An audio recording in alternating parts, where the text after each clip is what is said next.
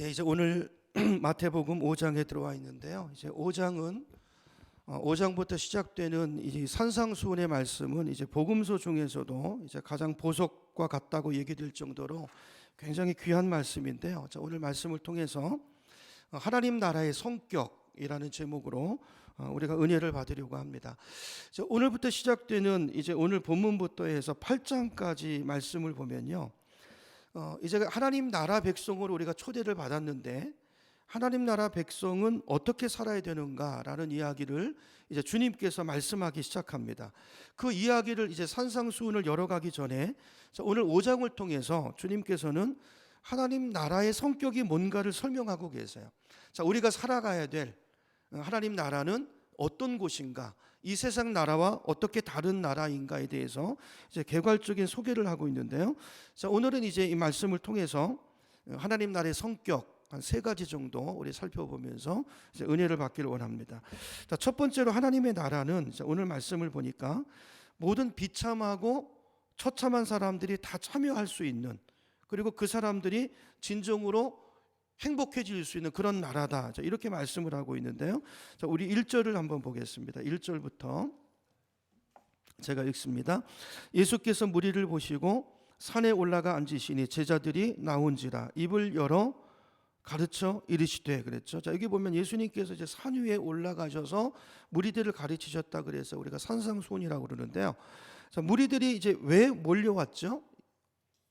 그 예수님께서 무리들이 예수님에게 몰려 나온 이유가 지난주에 봤던 4장 마지막 부분에 나와 있죠. 자, 거기 보니까 예수님께서 병자들을 고치시죠. 회당에 들어가서 가르치시고 천국 복음을 전파하시고, 그리고 수많은 나온 무리들을 치유하시고 고쳐주셨다는 말씀이 나옵니다. 그리고 예수님에 대한 소문이 쫙 퍼지면서, 이런 당시 사람들이 얼마나 아픈 사람들이 많았겠어요. 그렇죠? 그 사람들이 다 주님에게 몰려 나왔어요. 그래서 25절을 보시면, 4장 25절을 보시면 갈릴리와 데가볼리와 예루살렘과 유대와 요단강 건너편에서 수많은 무리가 예수님을 따라왔다고 기록이 되어 있습니다.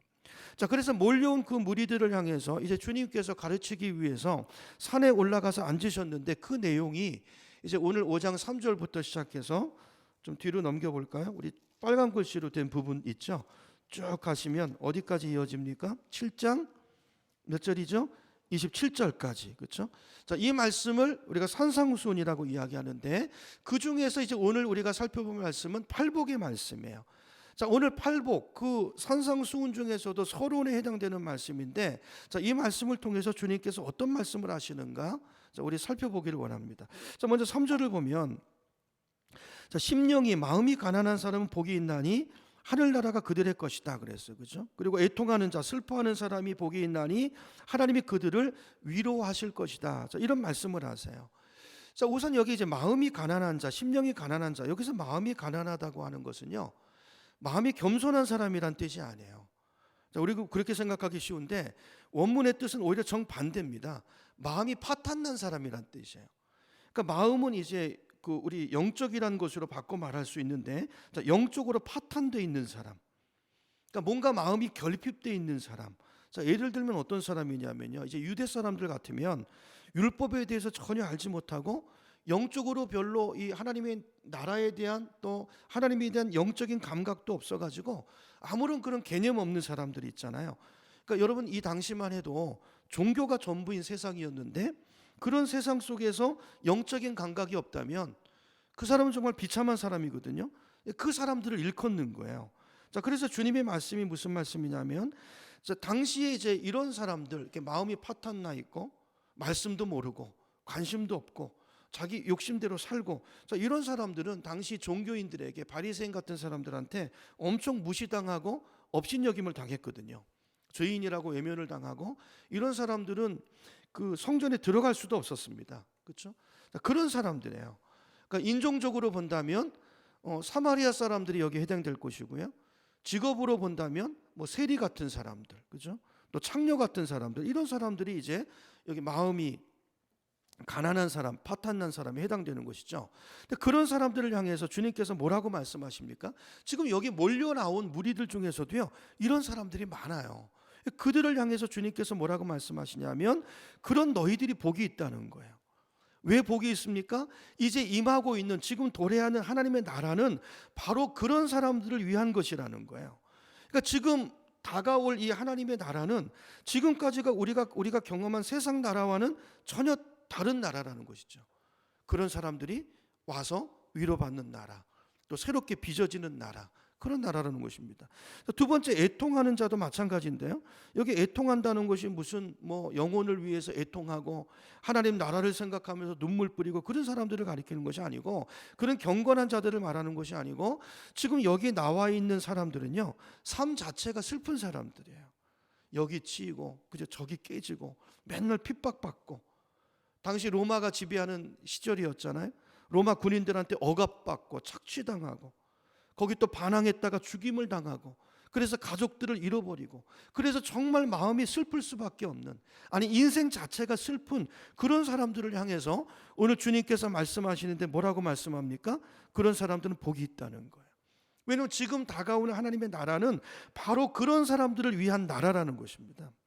지금 이 세상은 너희를 억압하고 너희들을 괴롭히고 있지만, 지금 너에게 임하는 다가오는 하나님의 나라는 바로 그런 영혼들을 위로하고 그런 영혼들을 치유하고 그런 영혼들에게 진정한 하나님의 나라, 행복을 맛보게 하는 그런 나라라는 것이죠. 자, 그래서 오늘 주님께서 이 팔복을 통해서 하나님의 나라가 어떤 나라인가, 그 나라의 성격을 설명하시는데요. 지금 오는 이 나라는 내가 어떤 과거를 가지고 있든지, 내가 이제까지 살면서 어떤 실패자이고 어떻게 무너져 있고 망가져 있느냐와 상관이 없이 어떤 사람이든지 이 나라에 올 수 있고요, 들어올 수 있고요, 환영받고 위로받고 거기서 차별받지 않는 그 나라 안에서 정말 행복하게 웃을 수 있는 그런 나라가 바로 다가온 하나님의 나라라는 것입니다. 그 나라의 성격을 주님이 설명하고 있는 것이죠. 하나님의 나라는 그런 곳이기 때문에 첫째, 누구든지 나올 수 있어요. 그 사람이 실패한 사람이든지 어떤 직업을 가지고 있든지 얼마나 외롭고 비참하고 누구든지 상관없이 하나님의 나라는 그런 모든 이들에게 열려 있고 그 영혼들을 초대하는, 그렇죠? 주님이 그 나라로 백성들을 초대하고 계시는 것이죠. 이사야서 55장 1절 2절을 보면 이사야 선지자는요, 오늘 예수님이 말씀하신 이 하나님의 나라, 앞으로 도래할 이 나라를 이렇게 예언적으로 말씀하고 있습니다. 우리 1절 2절 스크린 보시고 제가 읽어보겠습니다. 너희 모든 목마른 사람들아 어서 물로 나오라. 돈이 없는 사람도 오라. 여기 돈이 없는 자, 오늘 3절에 이 가난한 자를 말하는 것이죠. 마태복음에는 심령이 가난한 자라고 되어 있지만 누가복음에 가보면요, 그냥 자체가 가난한 사람이에요. 그렇죠? 가난한 자들로 오라. 너희는 와서 사서 먹되 돈을 내지 말고 값도 지불하지 말고 포도주와 젖을 사라. 2절, 어찌하여 너희는 양식을 얻지도 못하면서 돈을 지불하며 배부르게 하여 주지도 못하는데 그것 때문에 수고하느냐. 들어라, 내가 하는 말을 들으라. 그리하면 너희가 좋은 것을 먹으며 기름진 것으로 너희 마음이 즐거울 것이다 그랬어요. 자, 하나님 나라로 초대하면서 주님께서 무슨 말씀을 하시냐면, 하나님의 나라는요, 하나님이 통치하시는 나라잖아요. 그 나라 백성들은 하나님께서 이 땅에 살면서 필요한 모든 것을 다 공급하시는 나라라는 거예요. 근데 지금 여기 있는 사람들은 어떻게 살고 있습니까? 그걸 내 힘으로 한번 얻어보려고 여기 가서 힘쓰고 애쓰지만, 근데 어떻게 합니까? 그렇게 살면서 배부르지 못해요. 그렇게 애쓰고 살지만 인생 자체가 무너지고 슬프고 아프고 힘들고 그 영혼들을 초대하는 거예요. 어디로요? 하나님의 나라로. 지금도 늦지 않았다는 것입니다. 지금이라도 이 초대를 받고 이 나라에 들어와서 하나님이 주시는 그 복을 누리라는 거예요. 값없이 와서 그 복을 누리라는 것이죠. 이 세상 나라 가운데서 고통받고 상해 있는 영혼들을 주님께서 초대하시면서 하나님의 나라의 성격을 말씀하시면서 그 영혼을 초대하신 것이죠. 자, 이렇게 하나님 나라는 그 영혼이 어떤 사람이든지 간에 모든 사람을 다 받아주는 나라고, 또 그 모든 사람들을 배불리 먹이고 그 마음에 진정한 행복을 주는 그런 나라라는 것이죠. 여러분, 그러면 그런 나라가 지금 이 땅에 임해 있는 곳이 어디죠? 그것이 교회죠. 그죠? 하나님 나라가 임해 있는 곳이 교회이고 우리 개인의 예수 믿는 자의 심령들이지 않습니까? 그러면 우리 성도는, 교회는 어떤 곳이 되어야 되죠? 당연히 우리의 삶은요, 실패한 사람을 받아줄 수 있고 하나님 나라의 성격이 교회 안에 나타나야 된다는 거예요. 누구든지 이 안에 들어와서 회복되고 치유되고 새로워지고 행복을 찾을 수 있는 그런 공동체가 하나님의 나라라는 것입니다. 그러므로 우리 교회가 하나님의 나라로서 이런 치유의 공동체적인 성격을 띠려면 우리에게 두 가지가 필요한 것 같아요. 첫째는요, 교회 들어오는 문턱이 낮아야 돼요. 어떤 사람이라도 들어올 수 있는 그런 곳이 돼야 되죠. 차별이 없는 곳이 돼야 되고요. 두 번째는 우리가 이 안에서 신앙생활 하다가 또 실패하고 실수하고 죄를 지을 수도 있잖아요. 그럴 때 우리가 그를 정죄하고 판단하고 그래서 내쫓아내는 그런 것이 아니고 이 안에서 보호받고 또 사랑받고 이 안에서 회복되는, 그러니까 들어오는 문턱은 낮고 나가는 문턱은 높은, 보호받는 그런 공동체가 돼야 된다는 것입니다. 그래서 그게 하나님의 나라죠. 그게 예수님이 오늘 설명하시는 하나님 나라 성격의 첫 번째 모습이에요. 자, 근데 안타깝게도 오늘날 우리 교회들의 모습을 보면 어떻습니까? 그러지 못하잖아요. 오히려 반대적인 모습을 띌 때가 많지 않습니까? 바깥에서 들어오기는 문턱이 너무 높고, 요즘 보면요, 문턱이 높아요. 그리고 안에서 나가기는 너무 쉬운 곳, 너무 상처받기 쉬운 곳이 오늘날 교회의 모습이 되어 있는 것을 보게 됩니다. 여러분, 예를 들어서 한번 생각해 보세요. 만약에 어떤 사람이 세상에서 방탕한 생활을 살았어요. 마약하고 술 먹고 노름하고, 그래서 이혼도 몇 번씩 하고 이렇게 살다가, 또 반대로 여자분 같은 경우에는요, 결혼 안 한 상태로 아이를 낳고 낙태도 여러 번 반복하고, 그러다가 어느 날 보니까 내 삶이 엉망진창이 돼버린 그런 상태. 자, 그런 상태에 있는 사람이 어느 날 내가 하나님을 찾아야 되겠다는, 하나님을 좀 예배해야 되겠다는 그런 마음이 들었을 때, 그런 상태에 있는 사람이 여러분 교회 나올 수 있을까요? 쉽지 않을 거예요. 오늘날 교회의 모습을 보면 그런 사람이 교회 나가기가 쉽지 않을 것입니다. 왜냐하면 여러분, 오늘날 교회 문턱이 너무 높아요. 교회 안에 너무 의로운 사람들로 가득 차 있고 너무 올바른 사람들로 가득 차 있다고 보여지기 때문에 그런 분들이 교회를 나오고 싶지만, 아니 내 이 모습을 보면 내가 용납될 수 있을까? 내가 거기 가서 상처받지 않을까? 자, 이런 생각들 때문에 실제로요, 망설이는 분들이 많이 있는 것을 보게 됩니다. 뭘 말하는 거죠? 우리가 모르는 사이에 어느 순간에 교회가 고여 있고요, 문턱이 높아져 버린 거예요. 또 반대로 어떤 사람은 교회를 다니다가 만약에 교회 안에서 어떤 죄를 지었다면 그 죄를 드러내지 못해요. 정죄받을까 봐. 그렇죠? 또 죄가 드러났을 때 이런 교회가 정말 그걸 같이 아파하고 그걸 회복하도록 그 안에서 정말 감싸 안고 도와주는 그런 공동체가 돼 있나요? 그렇지 못한 교회가 너무 많죠. 오히려 그런 모습 보고 수군거리고 판단하고, 그렇죠? 뒤에서 손가락질하고, 결국은 견디다 못해서 교회를 뛰쳐나가 버리는, 교회를 떠나게 만드는, 그게 이제 오늘날 교회 모습일 때가 많이 있는 것을 보게 됩니다.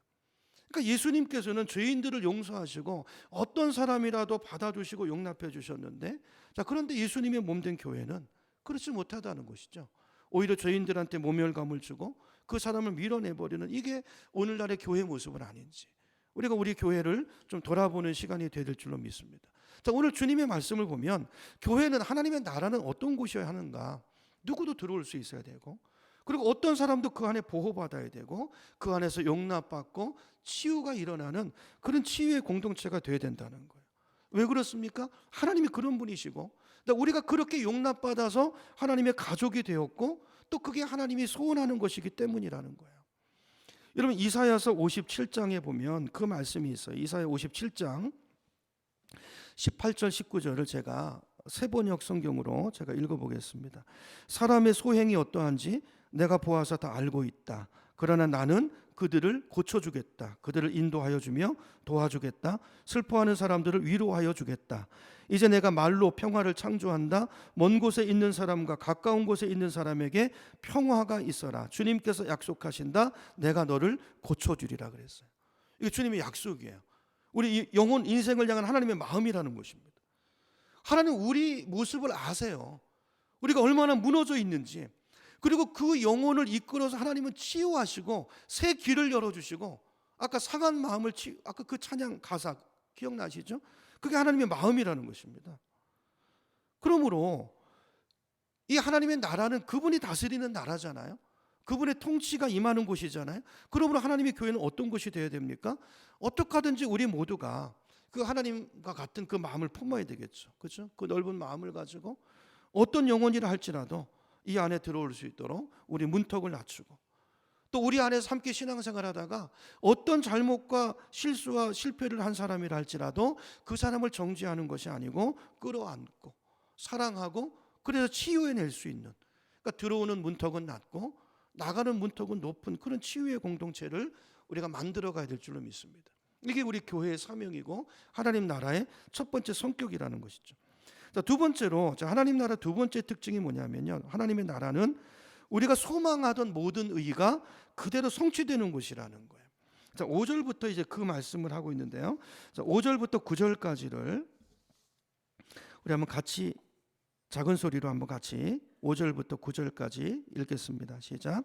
온유한 자는 복이 있나니 그들이 땅을 기업으로 받을 것이며 의에 줄이고 목마른 자는 복이 있나니 그들이 배부를 것이며 긍휼히 여기는 자는 복이 있나니 그들이 긍휼히 여김을 받을 것이며 마음이 청결한 자는 복이 있나니 그들이 하나님을 볼 것이며 화평하게 하는 자는 복이 있나니 그들이 하나님의 아들이라 일컬음을 받을 것이며.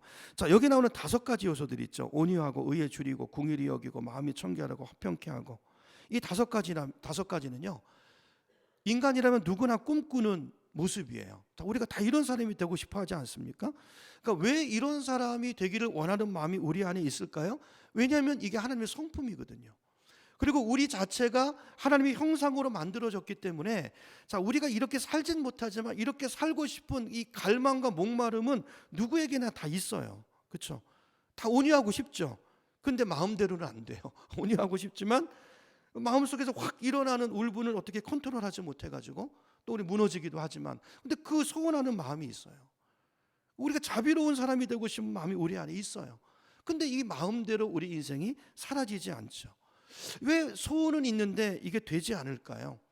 그 2가지 이유가 있죠. 2가지 이유. 첫 번째 이유는요, 우리가 그렇게 살아낼 수 있는 능력이 없기 때문이에요. 소원은 있는데, 그죠? 능력이 없어요. 첫 번째고요. 두 번째는 우리가 살고 있는 이 세상이 누가 다스리는 세상입니까? 타락한 악한 마귀가 공중권세 잡고 있고 영향을 끼치는 세상이에요. 그래서 우리가 하나님의 말씀대로 살려고 해도요, 마귀가 우리를 그렇게 살도록 내버려 두지 않습니다. 그렇죠? 우리를 끌고 유혹하고 넘어뜨리는 공격이 있어요. 자, 그래서 사도 바울은 이런 우리의 상태를 로마서 7장 15절에서 이렇게 설명합니다. 제가 읽어보겠습니다. 로마서 7장 15절입니다. 나는 내가 하는 일을 도무지 알 수가 없습니다. 내가 해야겠다고 생각하는 일은 하지 않고 도리어 해서는 안 되겠다고 생각하는 일을 하고 있으니 말입니다. 그러니까 마음의 원이 있는데 소원대로 안 돼. 원은 있는데 안 되고 엉뚱한 짓을 하고 있는 그 바울 자신의 모습을 바울이 탄식하고 있는 말씀이죠. 이게 바울의 모습일 뿐만이 아니라 오늘 저와 여러분의 현실이지 않습니까? 목마름은 있는데요, 갈망은 있는데, 마음의 원함은 있는데 사라지지 않아요. 능력이 없어요. 이게 우리들의 현실인데, 자, 그런 우리들을 향해서 주님께서 뭐라고 말씀하냐면요, 이제 새로운 세상이 오고 있다는 거예요.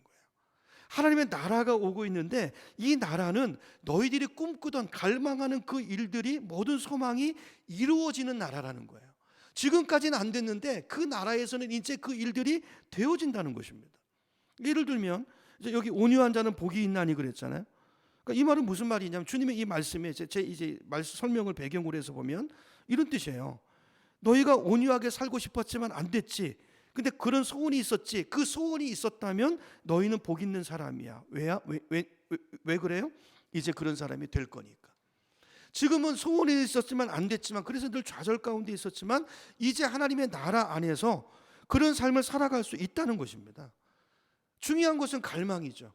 너희 속에 의를 갈구하고 자비한 사람이 되고 싶은 마음이 있고 깨끗한 마음이 청결한 사람이 되고 싶고 그런 갈망들이 있다면 그 갈망이 있는 너희들이 복 있는 자라는 거예요. 왜요? 그 갈망대로 이제 그 갈망이 이루어지는 그 나라가 왔다라는 것입니다. 여러분, 예수님께서 오늘 이 말씀을 선포하시고 나서 하나님의 나라를 시작해 가십니다. 자, 그래서 이제 우리 하나님 나라에 저와 여러분이 초대받아서 들어와 있잖아요. 실제로 우리 저와 여러분의 삶을 보세요. 완벽하진 않지만 이런 것들이 이루어져 가고 있지 않습니까? 실제로 우리 보면요, 전이랑 다르잖아요. 실제로 온유해져 가는 모습들이 있어요. 완벽하진 않지만 애쓰면서 날마다 조금씩 주님의 성품을 닮아가는 모습들이 있어요. 예를 들어서 우리에게 큰 잘못을 한 사람이 있다면 상대방이 내 미안해, 잘못했어 한마디만 하면요, 우리는 어떤 잘못이라도 다 용서할 수 있는, 품을 수 있는 그런 마음가짐이 우리 안에 있어요. 그렇죠? 이게 완벽하진 않지만 그렇게 살려고 애쓰는 게 우리들의 모습이지 않습니까? 자, 근데 이런 삶은요, 전에는 생각해 보지도 않던 삶이에요. 예전에는 생각도 못 해보던 삶을 우리가 말씀을 따라서 이렇게 살려고 해보고 또 그런 일들을 우리 안에 또 성취감을 맛보면서 지금 살아가고 있다라는 것입니다. 여러분, 옛날에는 이런 삶을 못 살았죠. 왜냐하면 말씀드린 것처럼 첫째는 내 안에 그렇게 살 수 있는 능력이 없었고요. 두 번째는 우리가 살고 있는 세상이 너무나 죄된 세상이기 때문에 그렇게 살기에는 너무 위험 부담이 많은 세상이었어요. 그렇죠? 말씀대로 살면 맨날 손해보기 일쑤고요, 이용당하기 일쑤고요, 쪽박차게 딱 알맞은 그런 세상이었기 때문에 마음이 있어도 두려워서 못 살았어요. 근데 주님의 말씀이 뭐냐면, 근데 지금은 달라졌다는 거예요. 그렇게 살아도 된다는 것입니다. 왜요? 하나님의 나라가 도래했기 때문에, 하나님의 통치가 우리 가운데 임해 있기 때문에 우리가 그렇게 살아도 우리가 세상에서 무너지지 않도록 하나님께서 우리를 돌보시고 보호하시고 우리를 통치하시는 그 나라가 우리 삶에 임해 있기 때문에 그 소원대로 살라는 거예요. 그리고 우리 안에 성령을 보내주셨기 때문에 성령이 우리 안에 그 능력을 주셨고, 하나님의 나라가 우리 안에 통치가 임해 있기 때문에 얼마든지 살아갈 수 있다라고 주님께서 말씀하는 것입니다. 여러분, 실제로 사도행전 1장 8절에 보면 뭐라고 말씀합니까? 오직 성령이 너희에게 임하시면 너희가 권능을 받고 예루살렘과 온 유대와 사마리아와 땅끝까지 이르러 내 증인이 되리라 그랬잖아요. 여러분, 이 말씀은 꼭 선교에 국한되는 말씀이 아니에요. 여러분, 이 약속이 오늘 우리 삶 가운데 이루어졌잖아요. 여러분, 성령이 오셨죠. 성령의 능력이 부어졌어요. 그러므로 이제는 우리가 어디에 가든지 어느 곳에 있든지 주님의 제자로 말씀대로 살아갈 능력이 우리에게 임한 것입니다. 중요한 것은 이 갈망을 가지고 그 믿음으로 나가는 거예요. 애쓰는 것입니다. 나를 그렇게 여기고 나를 그렇게 드리고 그렇게 살아가면 성령의 능력으로 그 일이 우리 삶 속에서 이루어진다라는 것이죠. 그래서 이사야 45장 17절에 보면 주님께서 이렇게 말합니다. 제가 읽어볼게요. 이사야 45장 17절입니다. 그러나 이스라엘은 주님 안에서 안전할 것입니다. 그래서 이게 장차 올 하나님의 나라에서 있는 그 백성의 삶을 말하는 거예요. 이스라엘의 구원은 영원할 것입니다. 너희 이스라엘아, 너희가 영원토록 부끄러움을 당하지 않고, 이제 부끄러움을 당하지 않아요. 그 두려움이 있었잖아요. 마음에 원이 있는데 그럴까 봐 못한 것들이 있잖아요. 믿으시기 바랍니다. 성령이 내 안에 오셨어요. 하나님의 나라가 내 삶에 임했다니까요. 그러니까 이 약속이에요. 너희가 영원토록 부끄러움을 당하지 않고 창피한 일을 당하지 않을 것이다. 무슨 말입니까? 그렇게 살아도 된다는 거예요.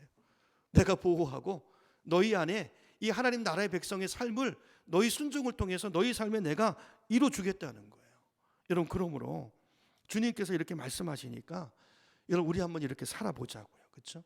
정말 온유한 사람이 되기를 힘쓰고 세상의 그 어떤 것보다도 내가 온유하고 자비롭고, 그죠? 그래서 어떤 사람이라도 나를 보면 저 사람이 과연 나를 받아줄까 그런 생각이 들지 않는, 누구라도 달려와서 기댈 수 있는 그런 예수님의 성품을 닮은 인격들로, 그런 신앙의 사람들로 우리가 날마다 세워져 가고 또 우리 공동체를 그런 교회로 만들어가는 저 여러분의 삶이 되시기를 주님의 이름으로 축원합니다. 자, 세 번째로 주님이 말씀하시는, 오늘 본문에서 말씀하시는 하나님 나라 세 번째 성격은요, 자, 그러나 하나님의 나라는 희생이 있어야 된다는 거예요.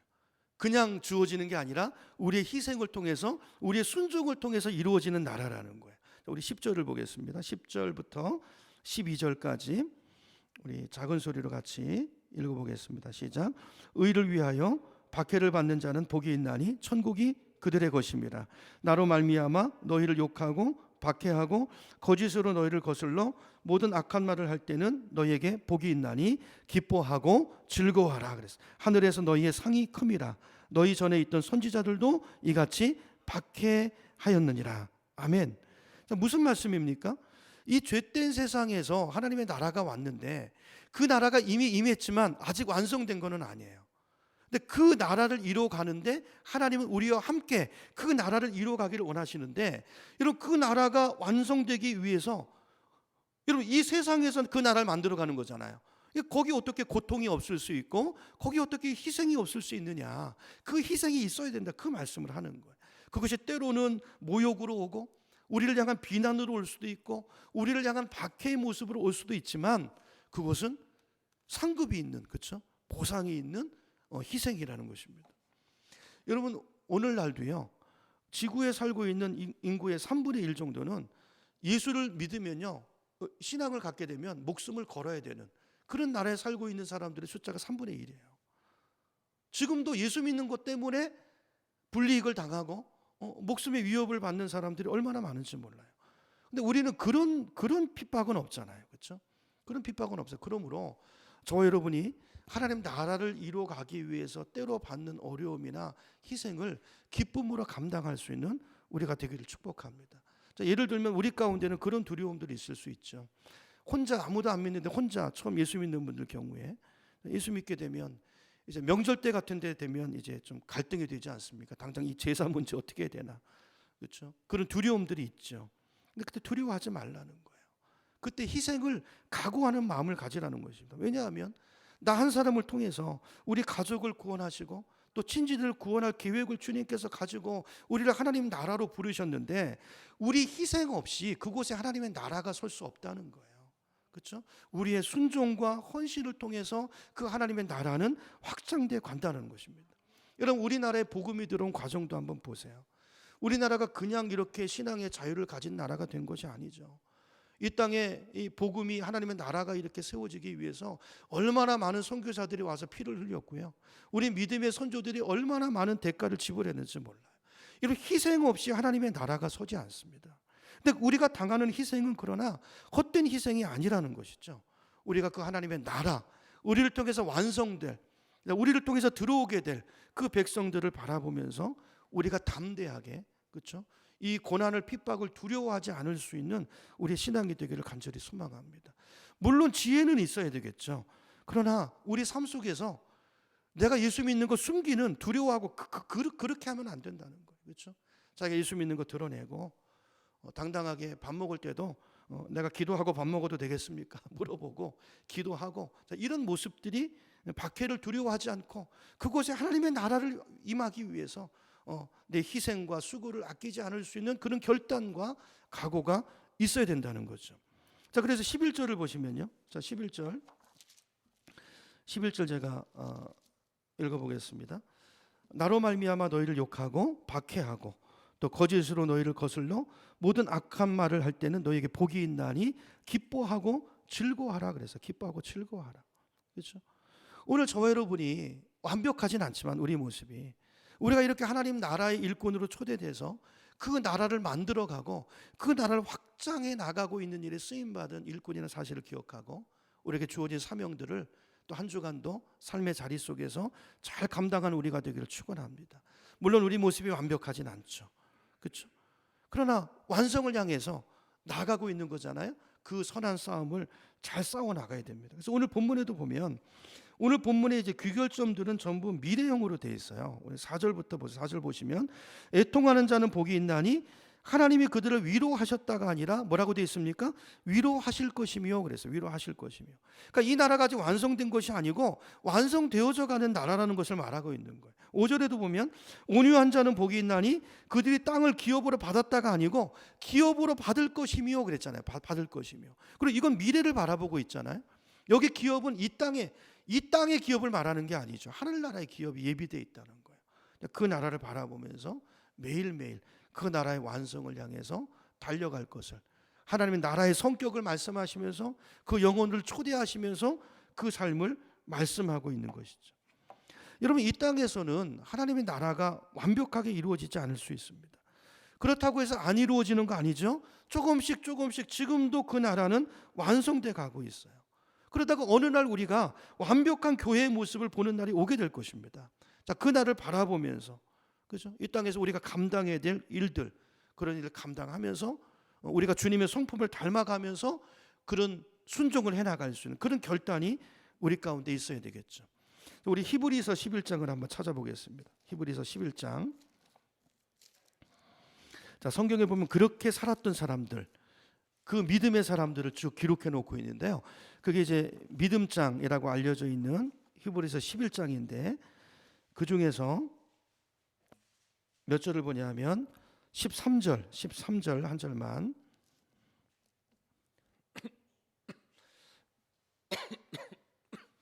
찾으셨죠? 13절 14절 우리 두 절 말씀을 같이 읽어보겠습니다. 시작. 이 사람들은 다 믿음을 따라 죽었으며 약속을 받지 못하였으되 그것들을 멀리서 바라보고 환영하며 또 땅에서는 외국인과 나그네임을 증언하였으니 그들이 이같이 말하는 것은 자기들이 본향 찾는 자임을 나타냄이라 그랬어요. 그렇죠? 자, 여기서는 완전히 이루어지지 않았죠. 이걸 다른 번역으로 제가 읽어볼게요. 13절을 이제 새 번역으로 제가 읽어보겠습니다. 이 사람들은 모두 믿음을 따라 살다가 죽었습니다. 그들은 약속한 것을 바로 받지는 못했지만 지금 보지 못했다는 거죠. 그러나 그것을 멀리서 바라보면서 믿음으로 완성될 그 하나님의 나라를 바라보면서 그 나라 백성으로 살았다는 거예요. 그렇죠? 그걸 반기면서 살았다는 거예요. 땅 위에서는 길손과 나그네 신세임을 고백하였습니다. 그랬어요. 여러분, 오늘 저와 여러분에게 이 소망이 있고 이 나라 안에, 이 나라가 이미 우리 가운데 임했어요.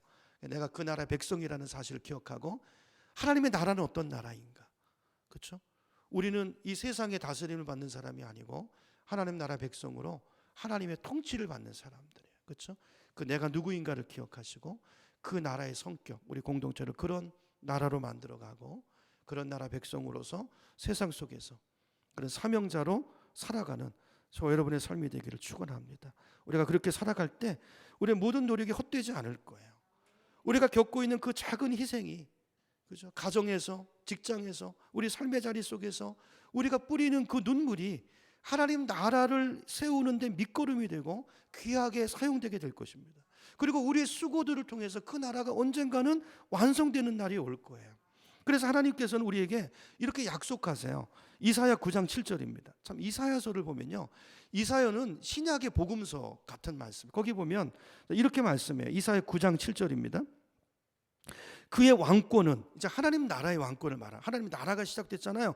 그 나라는, 왕권은 점점 더 커지고 나라의 평화도 끝없이 이어질 것입니다. 그가 다윗의 보좌와 왕국 위에 앉아서 이제부터 영원히 공평과 정의로 그 나라를 굳게 세울 것입니다. 누가요? 하나님이 하신다는 거예요. 만군의 주님의 열심히 이것을 반드시 이루실 것입니다. 여러분, 우리는 희미하게 보이지만 우리의 조그만한 그 헌신과 땀과 눈물과 희생으로 이 하나님의 나라가 완성돼 가고 있다는 거예요. 언젠가 그 나라를, 그 모습을 우리가 보게 될 것입니다.